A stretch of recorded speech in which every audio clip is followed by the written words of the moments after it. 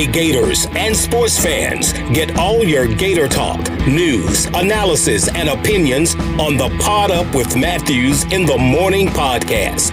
Find us on your favorite podcast platform or watch us on Facebook Live between 8 a.m. and 9 a.m. every weekday. Pod Up, because we are Gator fans. So say it's great to be a Florida Gator.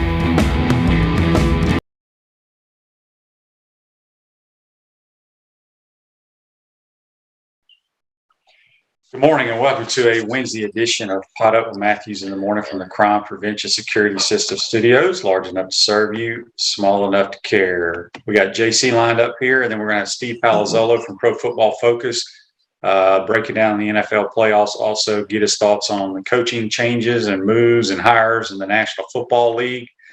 If you got any NFL questions, shoot them our way for Steve. But first, let's head on over to the Titan MR hotline, and we're joined by Sean McVay early in the morning out on the West Coast. I knew you were going to say that. Yeah. Listen, we did great.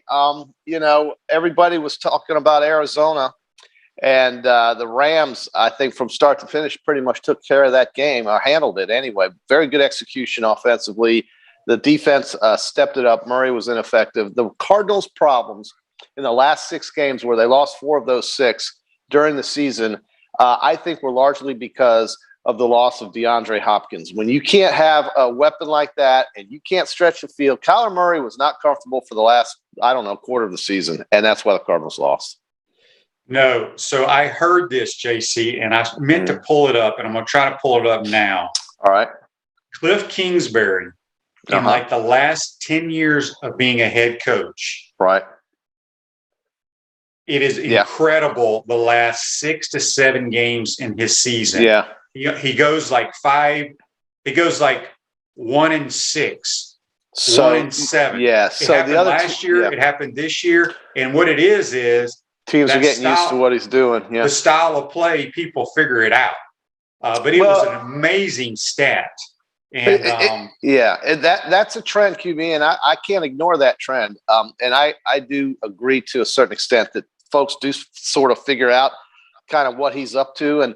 But they said that about McVay too. Everybody figured out. No, they haven't. Well, I mean, I've heard people say that they figured out the play action, the stretch, all this kind of stuff that McVay likes to run.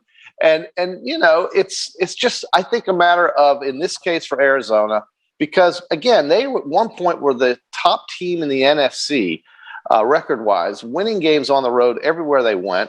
Defensive coordinators, there was nothing different about much of anything except their best player didn't play. And that best player on the outside is a weapon. And you lose that guy. It's kind of like, Alabama lost their wide receivers. You saw what happened to the quarterback. It just hurts. And I don't think A.J. Green's as good as DeAndre Hopkins. I don't think Christian Kirk is either. And that's a big loss. And so I think that's what happened. But regardless, Arizona's done. The Rams are going to play Tampa Bay. The Rams beat Tampa Bay in Week 4, beat them rather easily. Doesn't mean it's going to happen again. But you've got a Tampa Bay team now that has a lot of injury issues, that's been playing with injury issues, and is a different team than I think what the Rams saw in Week 4. And I think the Rams have a great chance of winning this game. John says on Facebook Live, interesting fact on SportsCenter, Tom Brady's older than every opposing NFC coach left in the playoffs. Now, that is amazing, but every one of these coaches are like 34 and 35 years old. They're young. They're very young. Jan says, JC has new LA gear from selling those playoff tickets for $25,000. Wait till you see what happens, what I get for the Super Bowl, baby. Wait till thank you, Dan. Listen, the Super Bowl is a lottery. So as a season ticket holder and a seat licensee, okay, you get a chance to buy Super Bowl tickets. To hell with losing DeAndre Hopkins. Here's the point that I'm making. Okay, listen to me. Make that up. No, go ahead. Listen to these stats. Cliff Kingsbury. I get it. Stats. No, I'm getting ready to read them to you verbatim. Okay. Okay. At Texas Tech, in 2013, lost 5 of his last 6. 2014, lost 4 of his last 6. 2015, lost 4 of his last 6. 16, lost 6 of the last 8. 17, lost 7 of the last 8. 18, lost 5 of the last 5. goes to the Cardinals in 19, loses 7 of his last 9 games. In 20, lost 5 of his last 7 games. And in 21, lost 5 of the last 6 games. Wow. So there is a track record there. It's a trend. It's definitely a trend. Huge trend. Yeah. It has nothing to do with DeAndre Hopkins. I don't think you can at least, you have to acknowledge that it. Well, I agree with that, but he's a great player. That's 10 years right there, JC. I just threw out there. Well, it's something that Arizona's going to have to try and figure out, or they're going to have to change their leadership. And I don't know. I mean, they were too good a team this year to collapse like that, but they did. Injuries did have a factor, I still believe, but you can't ignore that trend, and it's good. It's definitely interesting. Yeah. John says on Facebook Live, brought to you by Melton Law, didn't Shane pick Arizona to beat the Rams? He did. Did I pick? But yes, I have the Rams going to the Super Bowl, so that makes a lot of sense. No, I have you don't have you have the Rams going to the Super Bowl? JC, in August, who did I pick to go to the Super Bowl? You picked the Bills. And who else? Did you pick the Rams? Okay. Yes. I thought you picked the Packers. Well, I picked the Packers now. I'm going to be like you, change my pick every week. Well, no, I didn't change my pick. I had the Rams and the Browns. But, the Rams had a good game. Now, they got beat by the 49ers the week before, which kind of muddled up the way the playoff picture looked. It changed who was going to play whom. But it still basically is down to, I think, the best 8 teams. I think you do have the best 8 teams. Absolutely do. And to me, there really isn't much of a Cinderella case to be made at all for any of these teams, because Buffalo, Kansas City is going to be a fabulous matchup, as should Green Bay and San Francisco, even though the Niners are nursing serious injuries here. Bosa is still in concussion protocol. He probably won't play. Tampa Bay and the Rams, excellent game. Always has been a good rivalry between those two teams. Good game to watch as well. Very entertaining. Brady and the Rams. And then you have, Cincinnati, who won the division, playing against Tennessee. It's a great game. It's good. This is the best weekend in the NFL season that we're about to embark upon. And I think, it's a toss-up in many of these games. It's going to be hard to pick winners. I do think that the Packers have a huge advantage playing a beat-up San Francisco team at home in the very cold weather. I do think that will help Green Bay. But don't count out the 49ers. They could be the team as the 6th seed that surprises everybody. But would you really be surprised? I wouldn't really be surprised. They've got great players. They've got players who played in the Super Bowl. So we'll see. Yeah, we'll make our picks on Friday on the Peachland Industry Weekend picks. I have mine already figured out. So we'll see. Some sad news, JC, in the sports world. Right. One of my favorite broadcasters of all time passed away yesterday, Ron Franklin. Some people may not know who Ron Franklin is. Yes, on ESPN college football. He used to be the main guy on the primetime games, just a fabulous broadcaster. His famous line was, "Here's the situation. The line to gain is the 42-yard line." So, yes, he was one of my favorites. He was. You know who else? You know who else passed away, QB? That's pretty sad. Was a great sports writer who covered golf. And Tim Rosafort was. Tim Rosafort was just tremendous. So well respected in the industry. Did it for decades. Wrote books, and he had Alzheimer's, and he died at 67 years old. So that is just tragic. It's tragic when young people die, isn't it? And I think Tim Rosafort was really good on the Golf Channel. As the Golf Channel evolved. But before that, he was writing books and things, and it's just terrible. But Ron Franklin, he's very good. Who was his color guy? I'm trying to Mike Godfrey. Mike Godfrey, that's right. Mike Godfrey, he could kick back some drinks while on air, supposedly. Him and Don Meredith. Listen, I think that was so much fun. Go back on Google, folks, if you want to treat yourself. If you're interested in broadcasting, I actually went to YouTube this morning. Or YouTube, and you can listen to and just his openings on the Saturday night ESPN game were outstanding. Yeah, Florida and Auburn.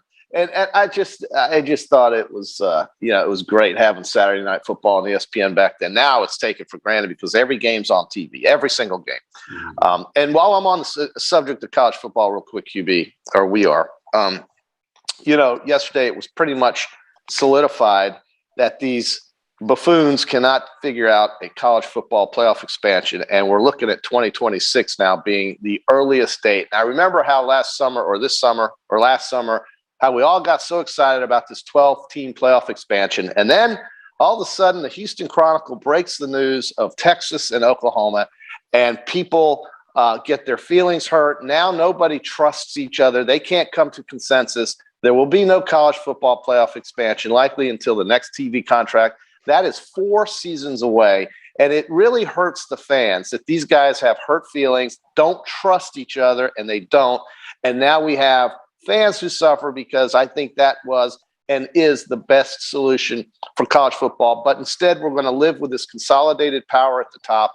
Even though it may have stayed that way for a while, a 12-team football expansion would have been best for the fans. It would have been best for college football to grow.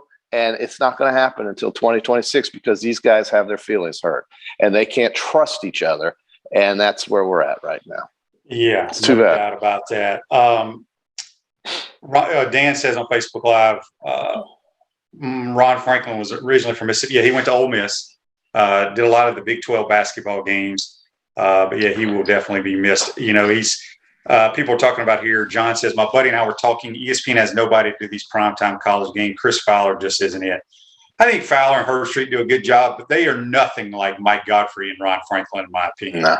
Well, they're over the top on some of the way they announce games. I don't disagree with that. The first people who do it seem to always be the ones who you like the most, especially if they're famous, or if they're people like them and they have longevity doing it, and that's what Ron did. But again, QB, I'm just really disappointed in the college football oligarchy, if you will, because the ACC, college football's got a lot of problems going on right now. Oh, that does, but the ACC was really the problem here with this expansion thing, and that's they wanted to scapegoat the other problems as to why they couldn't come up with a playoff, which is ridiculous because you can still come up with a playoff and work on the other things that you need to work on. But that's how it is. Nobody trusts each other, and you've really got a broken marriage between these conference commissioners. Yep, Rap Spot is expanding, folks. They're opening a second location at 1931 North Main Street. Rap Spot's teamed up with the crew at Vibrant Vinyl Works to offer color change wraps, advertising wraps, custom striping hood wraps, and wall wraps. Go check out our good friends at the Rap Spot. All right, JC, speaking of college football, a lot of turnover, a lot of transfers. JT Daniels, if you missed it, is leaving Georgia. Mm-hmm. Dan Lanning obviously has Bo Nix, but there's several Oregon Ducks that are transferring to Auburn, which is interesting. But I told you, JC, you did not want to listen to me and another guy that kind of knows football. USC is just getting everybody. Jerry Rice's son is leaving Colorado, who's a wide receiver, to go to USC. USC also got like 3 defensive linemen out of the Big 12. They're going to get Caleb Williams. I'm telling you right now, go ahead and put USC in the mix for next year. Andy says on Facebook Live, brought to you by Metal Law, Kamari Gamble going to UCF. Were you surprised he left? He must have known he was not a Napier type. Yeah, I guess. I mean, some people just don't like or can't handle, even though these coaches hadn't really coached much. They just started their all-season conditioning yesterday, I believe, or maybe it was Monday. Mm-hmm. But yeah, Kamari Gamble is going to go play at UCF, and we wish him the best. So it is what it is. But yeah, a lot of Alabama guys have transferred. Jaleel Billingsley, who I think is a really good player, who didn't play up to his potential this year, has gone out there with Sarkisian at Texas. Mm-hmm. They've lost some guys. A lot of guys. Banks, a defensive back, transferred to Mississippi State. So there's a wide receiver from Alabama that was here on a visit. I forgot his name. So we'll see how all that.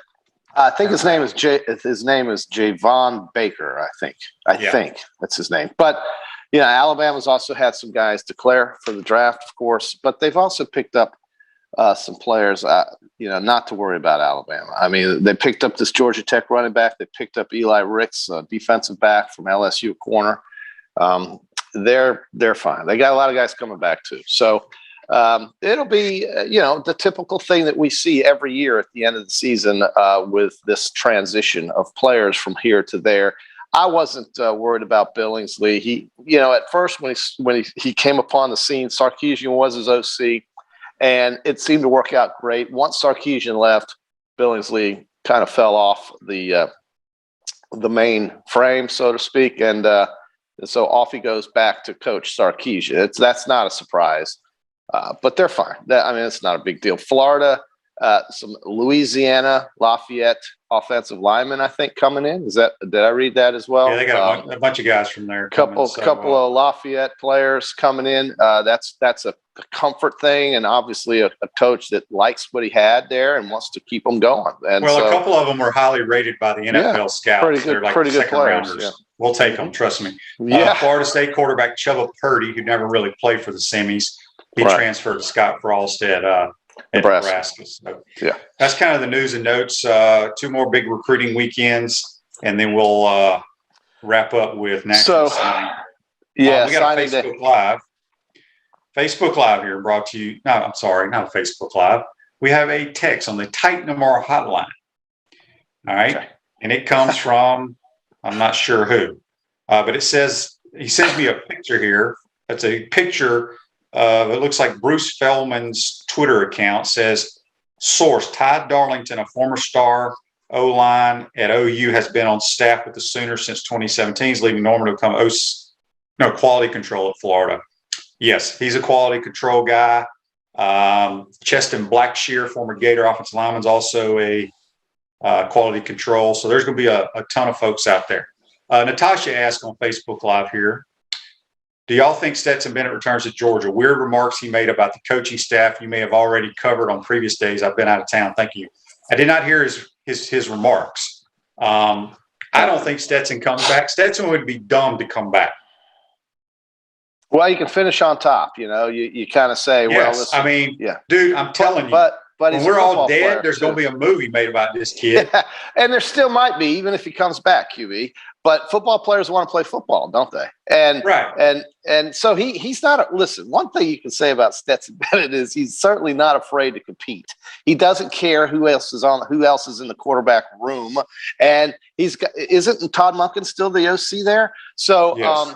So I don't see. I understand the reason why not to, but remember, football players, as you know, want to be football players. They got another year to go, and Stetson's got a great team to come back to. It's not like he's going to Georgia Tech or somewhere. He's coming back to the defending national champion football team.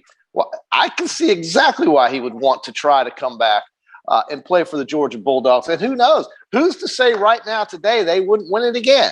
So I think it makes sense that if he wants to do it, hell, he's not afraid. They had to beg him to come back from Louisiana anyway. So he basically told him, "I'll let you know."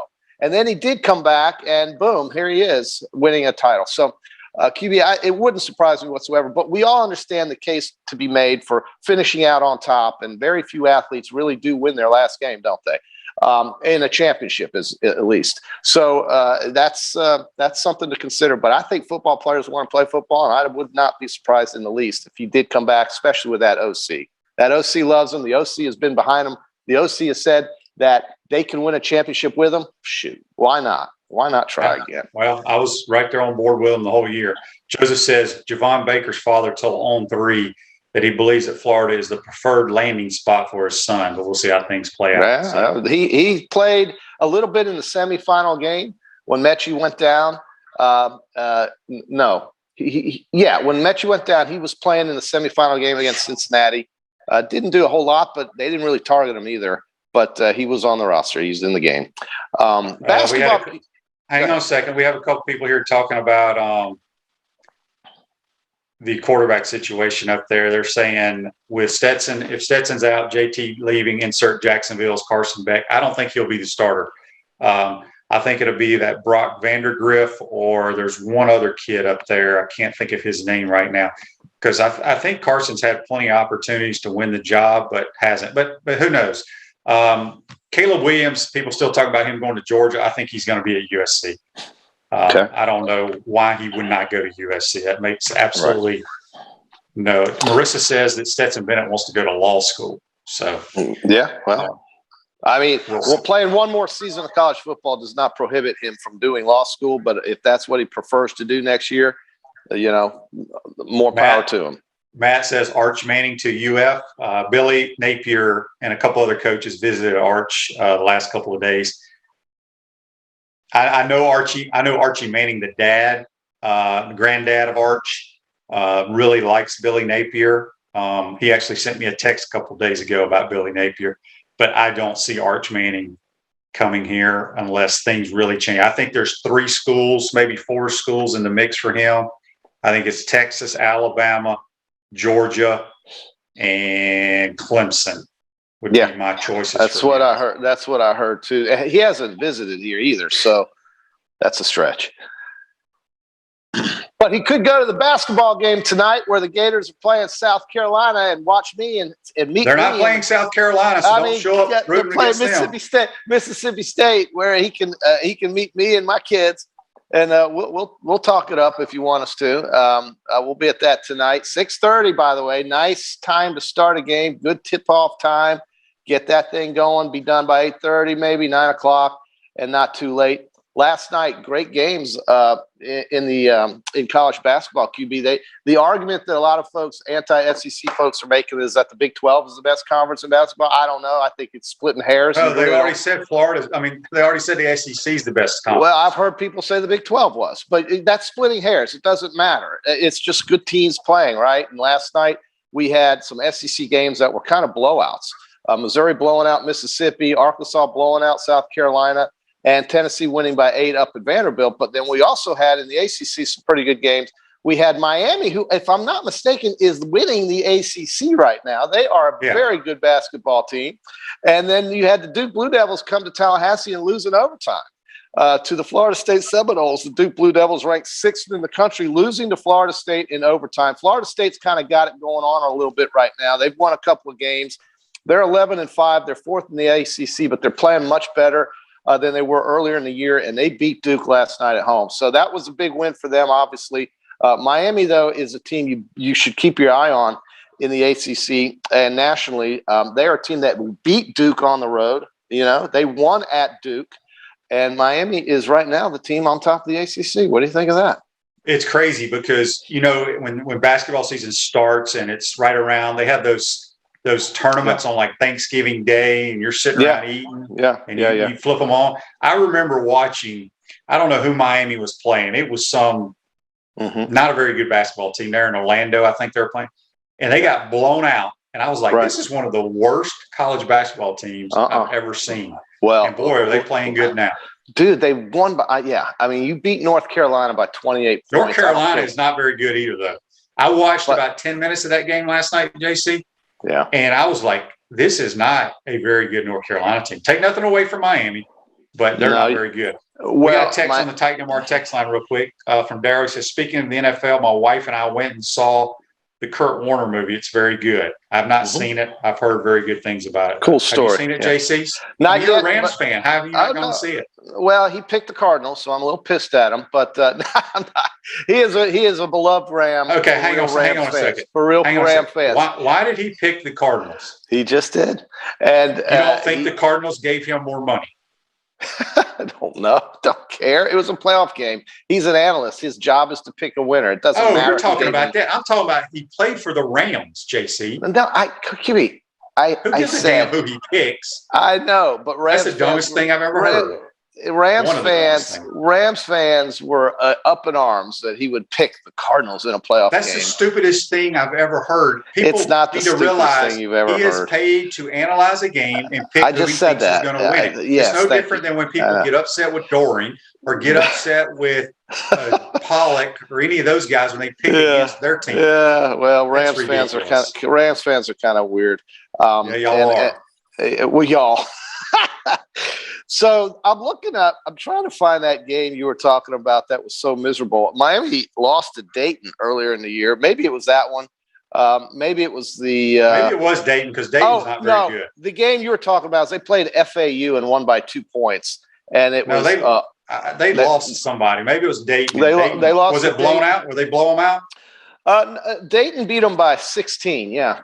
So Dayton's not very good. But let them play Dayton tomorrow, and we'll see what happens. They would definitely beat them. But basically, JC, you're on the Miami basketball. No, I'm just acknowledging that they are right now on top of the Atlantic Coast Conference with all the great blue blood basketball programs, and the Miami Hurricanes should be taken seriously. That's what I'm saying, and they're really good.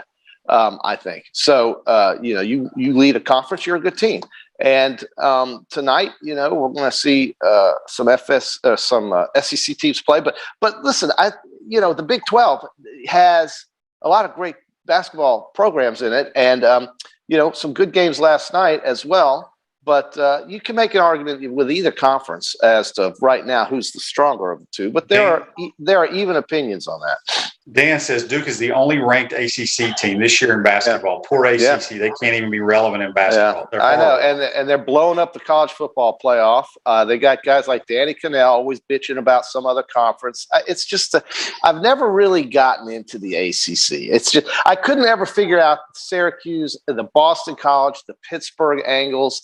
And I know it's about television and ratings and everything. Who cares? Does anybody want to watch Boston College play anything? Does anybody want to really watch Syracuse play anything?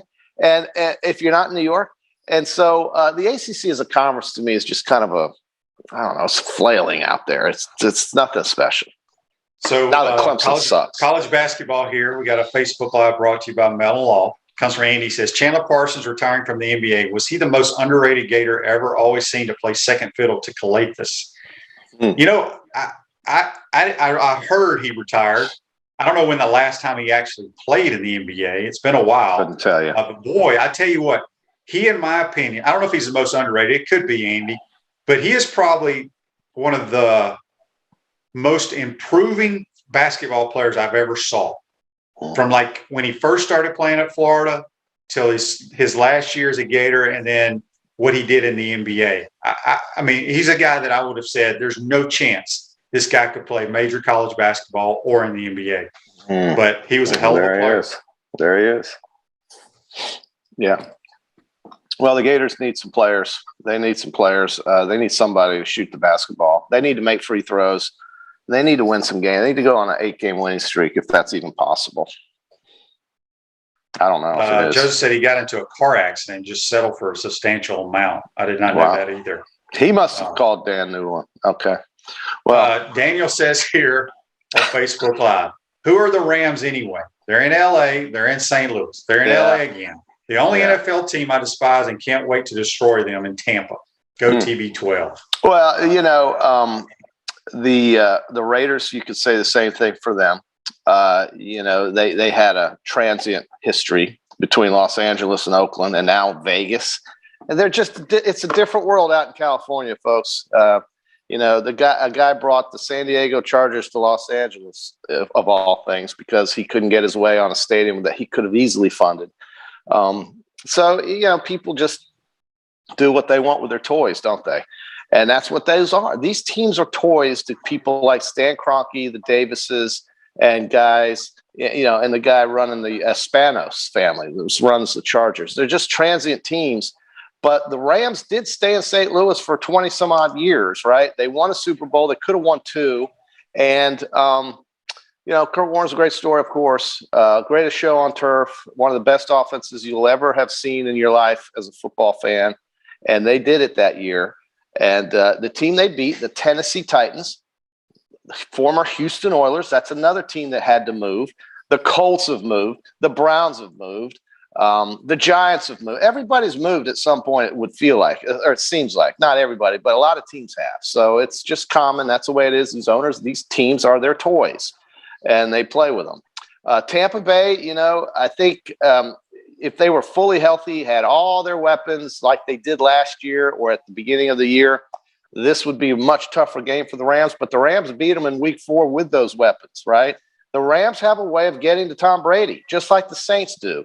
And so I because think they got a really good defense. it's a pass rush, and right. with Von Miller healthy now, dude, come on. I mean, don't and then Cam Akers. Did you see what an effect he had on the game the other night? Woo, watch out. JC, we ran out of time. We got to get to somebody that actually knows about the National Football League. Our good friend Steve Palazzolo from Pro Football Focus is going to join us. We'll take off your Rams gear now. We'll go pick on Friday. All right, that's JC. Join us on the Titan MR hotline. We're going to come take a quick timeout, come back. We'll get Steve Palazzolo. If you got any NFL questions, shoot them our way. You're watching and listening to Pot Up with Matthews in the Morning. We want to take this moment to thank all our sponsors who keep the show going and pay the bills. Crime Prevention Security Systems, large enough to serve you, small enough to care. Titan MRI, Gainesville's only locally owned and operated MRI facility. Meldon Law, won't back down. Peachland Dental, Gator Nation's first choice for dentistry in Port Charlotte. Comfort Temp, comfort is our business, peace of mind is our promise. QC Kinetics, live pain-free with QC Kinetics. Great Clips, it's gonna be great. Our Gridiron sponsors are Auto ER, UF Bookstores, Celebration Point Town Center, South State Bank, Chris Doring Mortgage, Silverback Concrete Co. Some of our touchdown sponsors are MB Listing, McDonald's of Gainesville, My IT Masters, Gainesville Neon and Signs, 84 Lumber, Tropical Smoothie Cafe, Avera and Smith, Dowling Signs, Baker's Sporting Goods, Ruse Ogra Agent, State Farm Insurance, Silver Cube Billiards and Sports Bar. If you are interested in promoting your business on the show, visit potupwithshane.com and click the Advertise button. Again, thank you to all the great businesses that support the show. If you like what we are doing here, make sure you follow us and support the businesses that support us.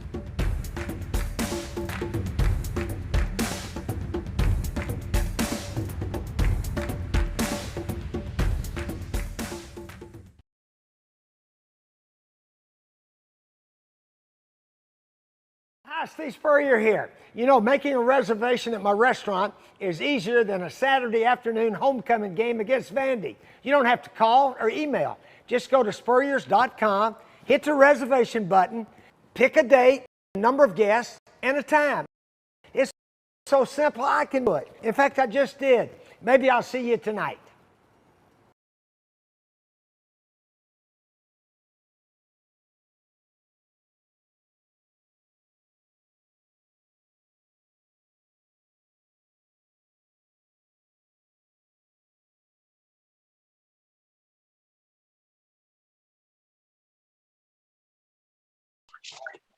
Welcome back to the Crime Prevention Security System Studios. At South State Bank, we understand that small businesses need a community business partner that they can rely on.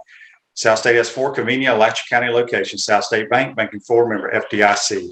Now we're going to the Titan MR hotline, and we're now going to be joined by Pro Football Focus's Steve Palazzolo, senior analyst. Good morning, Steve. How are you? Doing great. Thanks for having me back. Absolutely. All right, Steve. Let's first question I want for you. What team was the biggest disappointment in your mind this year in the National Football League? Oh man, in the entire league, I mean, well, everybody's disappointed in Dallas now, but I don't think that would be fair just because of the recency bias of, the playoffs. But trying to think off the top of my head here who I was a little disappointed with.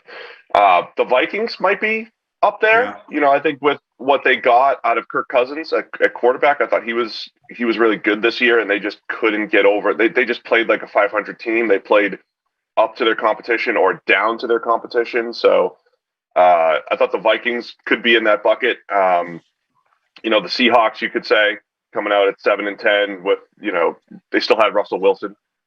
Could be despite having his injury. So I'd say the Vikings and Seahawks are the 2 teams that come to mind if you're not going to overreact to Dallas. Hang on a second. We're getting background noise here. Not from you, from our producer. Okay, Steve, can you hear me? Yeah, I got you. Okay. Sorry about that. Okay, so all the coaching spots that are available in the National Football League, what are you hearing out there, and which job in your mind is the best one for a new coach to walk into? Yeah, I'm back and forth on what the best one is. I think Miami's intriguing, and I think Denver's intriguing. I think when you look at the Dolphins, I thought Brian Flores did a pretty good job there. Obviously, he's gone now, and I don't know what was happening behind the scenes there, but they were starting to turn that franchise around, starting to turn that roster around. Certainly need to upgrade the offensive line, make a decision on Tua at quarterback. But I think Miami's got some intriguing pieces there. And I look at the Broncos, and I think their roster is pretty good as well. Secondary has a lot of potential. Their playmakers really good on offense, especially if they stay healthy. But another situation where you got to figure out quarterback. But I think there are a lot of there's a good foundation in Denver. The only thing that makes it less of a good job is you're in the same division as Patrick Mahomes and Justin Herbert. So if you're afraid of competition, it might not be the best job. But as far as a team to build, I really like what the Broncos have done, and I think they're probably a couple pieces away from being much more competitive. Obviously, we have a bunch of Jag fans, and we know that whole cluster this year with Urban Meyer. I think their roster is just not very talented at all. I think Trevor Lawrence has a chance to be very good. Don't they need to just kind of clean house? And then, I mean, does anybody really want that job? I don't think so after what was Justine. I mean, a year ago, it looked somewhat attractive, right? You got a clean slate. Trevor, you had the number 1 overall pick. You're going to have Trevor Lawrence in there, and okay, let's rebuild this thing from the ground up. That's what it felt like was going to happen with Urban Meyer there, but clearly the opposite happened. And there's issues down there. The intriguing part, I guess, is that the expectations are even lower despite having the number 1 overall pick. But yeah, offensive line's got issues.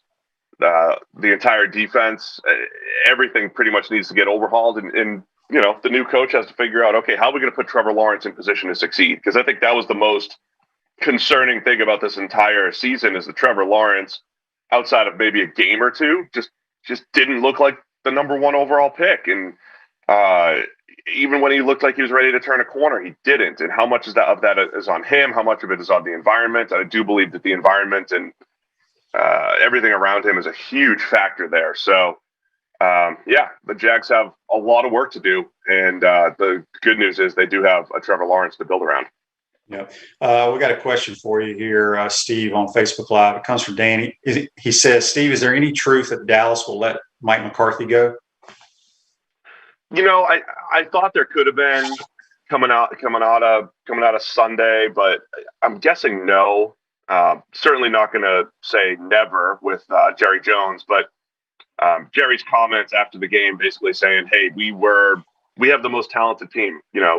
Pretty pointed comments, basically saying Jerry and Stephen Jones have done a great job of adding talent, and I don't know that I disagree. Outside of a really bad contract that they gave to Zeke Elliott, that they've done a really good job of adding talent to that roster, and they're looking for someone to put it all together. And I could see the Joneses looking at Mike McCarthy and saying, "All right, we got to move on quickly to the next person." I don't think we'll see it this year, but I think you'll see a very, very hot seat for Mike McCarthy for next year because Jerry Jones sounded like he was pretty impatient given the talent that they've accumulated there.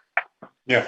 Before we jump into the playoffs, Steve, everybody wants to talk rookie quarterbacks. There were a bunch of them that played this year, but one that I really liked in college, and I think he's going to be a really good pro. You guys break them down play by play, but Davis Mills played really well for the Houston Texans late in the year.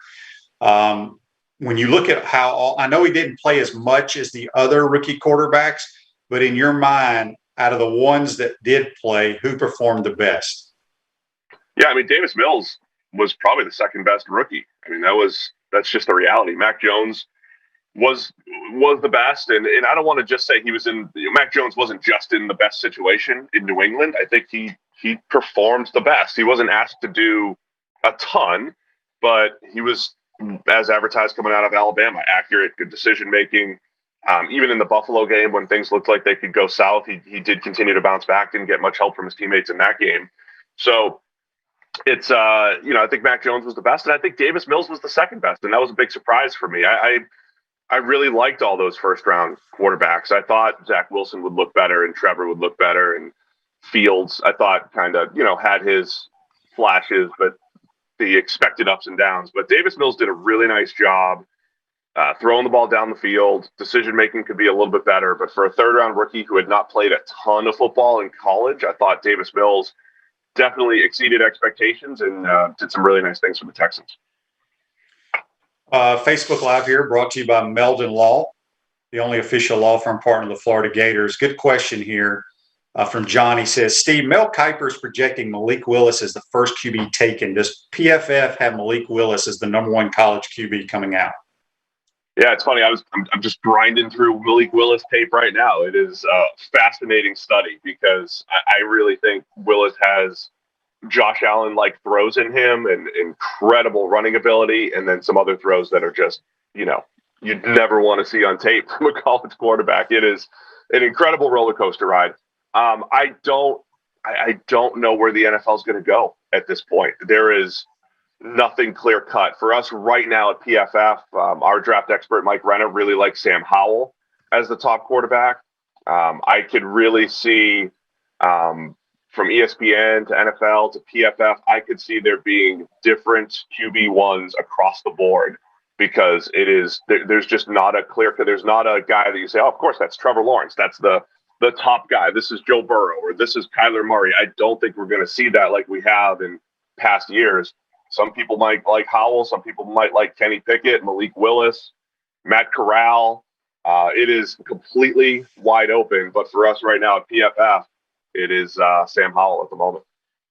Interesting. I've seen Malik Willis play a little bit. I haven't watched tape like you guys. He has that wow factor, but I need consistency, and he scares me to death every time he drops back. But anyway, we'll see. All right, let's switch over to the playoffs. Obviously, big weekend in the National Football League coming up. My preseason pick to go to the Super Bowl, Steve, back in August, were the Rams and Buffalo, with Buffalo winning it. I'm not sure the Rams can beat the Packers. I think the Rams are going to beat the Bucs. I'm in the minority there. Just talk about the upcoming games and how you see they may play out. Yeah, you picked the two teams that looked best coming out of Wild Card Weekend, so that's at least looking good for you right now. I think the Rams have a legit shot against the Bucs. I think they match up well. I think, we saw what the Rams did back in week 3. I know the Bucs were really beat up in their secondary, but they could, the Rams just dominated on third down, open receivers left and right. And if Matthew Stafford plays clean football, the Rams could absolutely make a move. I'm with you too. I mean, it's tough to see Stafford maybe going into Lambeau and beating the Packers, but I think the Rams have a shot to make a run here because their stars looked like stars the other night too. All the players that they traded for or signed, whether it's Stafford, OBJ, Von Miller, of course, Aaron Donald is already unblockable. A lot of good ingredients there for the Rams. The Bills, I think, just have that high-end potential, which was, again, the other night. If Josh Allen plays like that, they're unstoppable. I don't think he'll play like that every single week, but he has that ability to take over a game and make special downfield throws, to add value as a runner, not just as a scrambler, but in the designed running game. So they build that entire offense around Josh Allen. So, yeah, I think there are a ton of fascinating games here. I think the Niners will give the Packers a game, but the Packers are probably just too good for them if Rodgers plays his game. So I wouldn't be surprised to see Packers-Rams. Bills-Chiefs will probably be the game of the week. The Bills are equipped to beat the Chiefs again, but Kansas City's trending in the right direction. And I like the way Joe Burrow's playing. I like what he's capable of. I really think he's going to take Cincinnati to a Super Bowl at some point, and I think they can go into Tennessee and get the win. So I'll say I like the Bengals to win. Chiefs and Bills is a toss-up. I guess I would lean Bills there, and them hosting the AFC Championship, and I could definitely see a Packers-Rams NFC Championship. But it's probably the best football weekend of the year, right? You've got the 4 divisional games, and probably at least 8 of the 9 best teams in the NFL. So it should be a great weekend. Should. Andy has a question for you here on the Facebook Live, brought to you by Meldon Law. How important is it for the Bucs to get Fournette back on the field? And what is his current status? Yeah, I think Fournette, it's not massively important. I think there's other parts of the Bucs game that are more important. I think just having Giovanni Bernard last week, I thought was fine. All you need is somebody to catch the underneath stuff from Brady. The Rams do a good job of taking away the downfield stuff, so Brady's going to drop back, look downfield, hit the check down. So to me, it's just having a running back that's going to catch the ball, get upfield. Fournette does it fine, but also Gio Bernard does it fine. So I don't think it's a massive difference. The Bucs will want to run the ball a little bit better than they did against the Rams the first time. I think that's where Fournette comes in. He did a much better job of creating after contacts than he had early in his career. So, I think he could be an important piece, but the most important piece, I think, is Brady playing like Brady and Mike Evans and Gronk, and then that third option stepping up if those guys are taken away. So you win games in the pass with the pass game, and then Fournette could be a nice complementary option as a runner.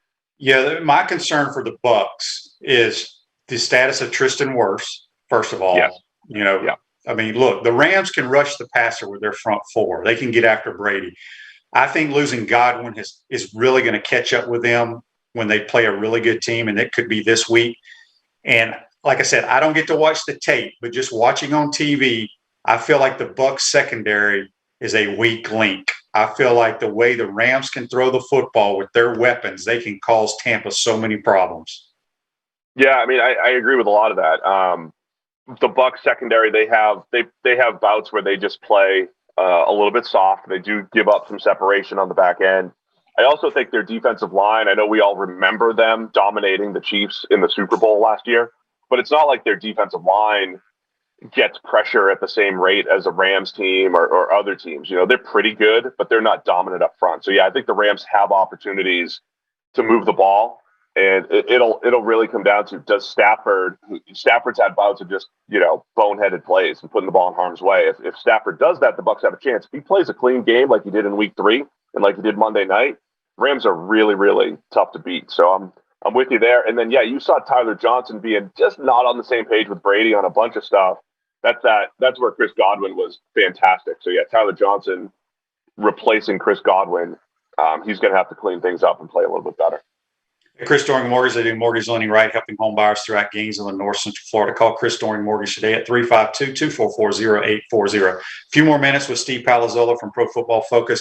Dan has a Facebook Live question. Can Jacksonville trade the number 1 pick for multiple picks? Is there someone worth that number 1 pick out there? I mean, it's on paper, it's a great strategy. I don't think there's anyone worth it, though. I mean, the Jags are in a really tough spot with number 1 overall because they're going to be looking at a couple defensive linemen with Aiden Hutchinson from Michigan or Kayvon Thibodeau from Oregon. You might consider a Derek Stingley, the corner from LSU, and then you might consider an Evan Neal, the offensive tackle from Alabama.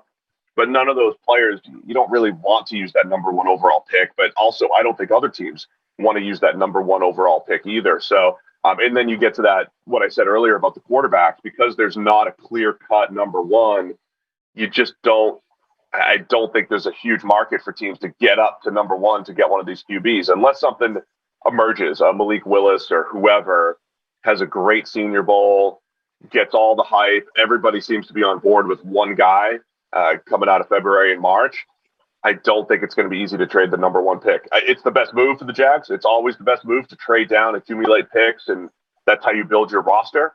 I just don't think there's going to be much of a market for it. Last thing, maybe I'm in the minority here, and I don't get to watch a lot of their games.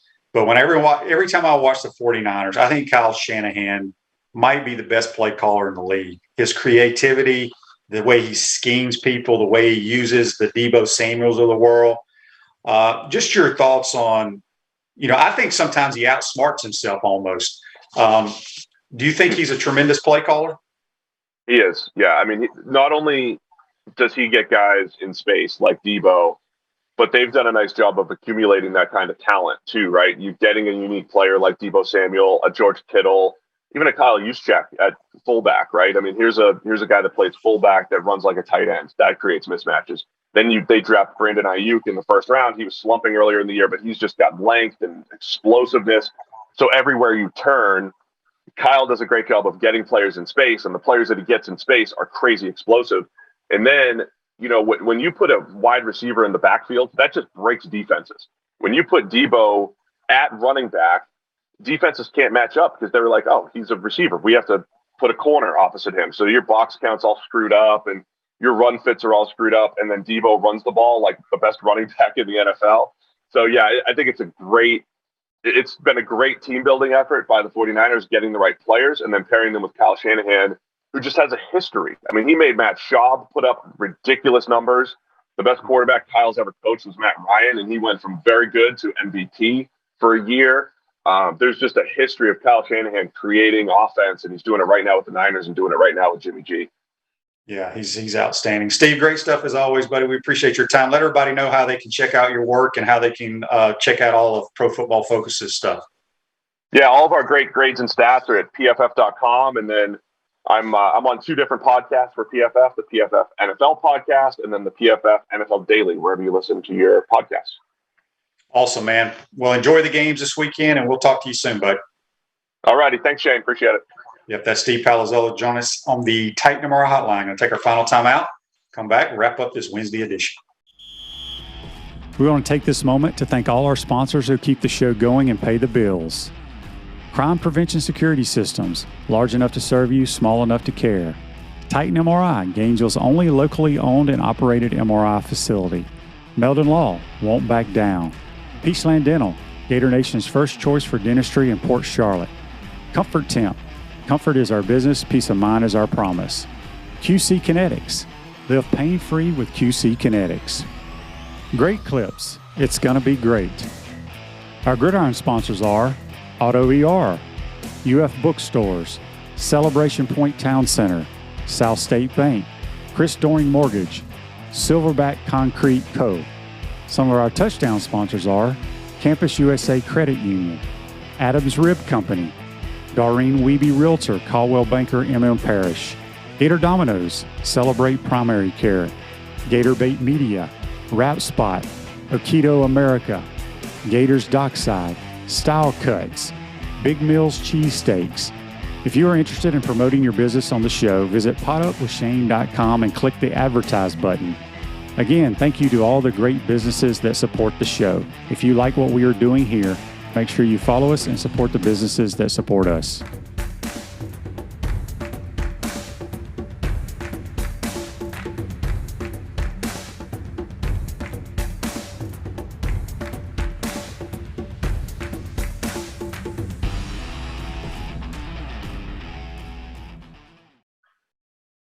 Welcome back to the Crime Prevention Security System Studios, Celebration Points, where the Gators go to celebrate with premium brands like Nike, Regal Cinemas, Le Macaron, Dave & Buster's, Medici's, Palmetto Moon, and the HBC's restaurant, Spurrier's Gridiron Grill, now serving brunch on Saturday and Sundays. We'll see you at Celebration Point, where the Gators go to celebrate. Really appreciate Steve Palazzolo from Pro Football Focus. You can follow Steve on Twitter at PFF_Steve. Let's get to this day in sports, brought to you by our good friends at Comfort Temp. Comfort is our business, peace of mind is our promise. They're hiring right now. Give them a call, $1,000 signing bonus for qualified positions, 352-376-2366. In 2002, the Tuck Rule game, the AFC divisional playoff game, with under 2 minutes to play, New England trailed the Oakland Raiders 13-10 in a driving snowstorm. Tom Brady fumbles, ruled an incomplete pass, and the Patriots went on to win 16-13 in overtime. Still don't know if that was a forward pass. But anyway, I'm going to go on record right now. What is today's date? The 19th of January. And whoever drafts Malik Willis in the first round, good luck to your team. I don't think he can play, as they say, dead in a Western. I don't think he'll be a good National Football League quarterback. I could be wrong. That's my opinion. I haven't really looked at all the other quarterbacks coming out, but I have no idea how they have him as the number one quarterback in this year's draft. Gator basketball tonight, 6:30, Mississippi State. Very good basketball team rolling in here, physical, can get after it. So it's kind of a must-win situation for the Gators. Hope you enjoyed today's program. Today's show's a wrap, brought to you by Wrap Spot. We'll see you tomorrow. Trying to get the fans fired up. 2nd down and 10. Matthews rolling to his right, in trouble, can't find anyone. Now he throws it for Harrison Houston, who makes the catch. He's in the open field. Harrison to the 20. They're not going to catch him. Touchdown, Gators! Thank you.